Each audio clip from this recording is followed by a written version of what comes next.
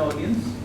I am going to discuss today the different uses of the radial forearm free flap in reconstructive surgery.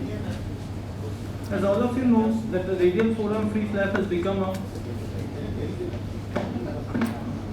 workhorse flap in the head and neck reconstruction. Its lack of bulk, ease of dissection, malleability and vascularity are among the many advantages.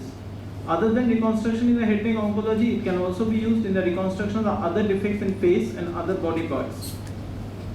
It was a retrospective analysis of the 60 patients who underwent surgery in our hospital between 2008 to 2013. All of them were evaluated pre-op by a pre-op Allen's test and a defect assessment.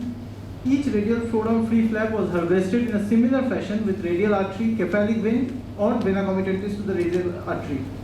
None of the patient had a radial osteoporosis free flap.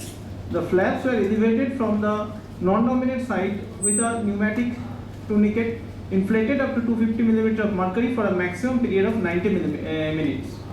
The flap ranged in a size varying from 8 cm to 8 cm to 5 into 5 cm with an average surface area is 38.4 square centimeter.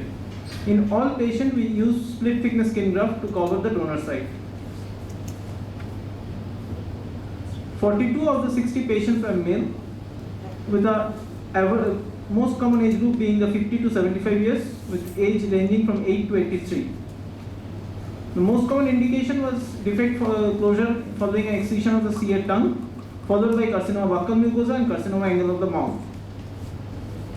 Facial vein and the superior thyroid artery were the most frequent recipient site for microvascular anastomosis.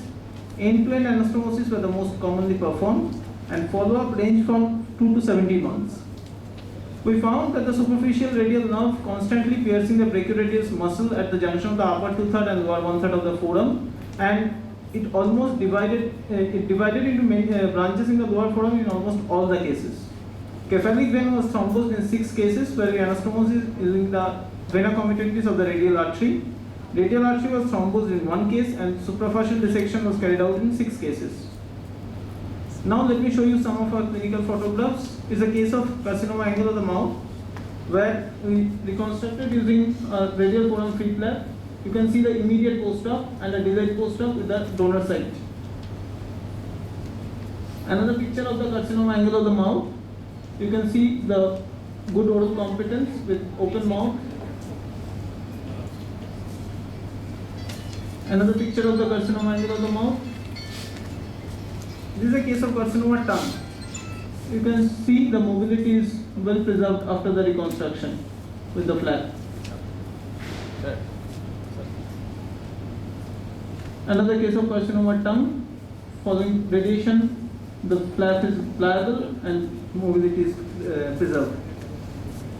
This is a small video showing the resulting speech after the operation.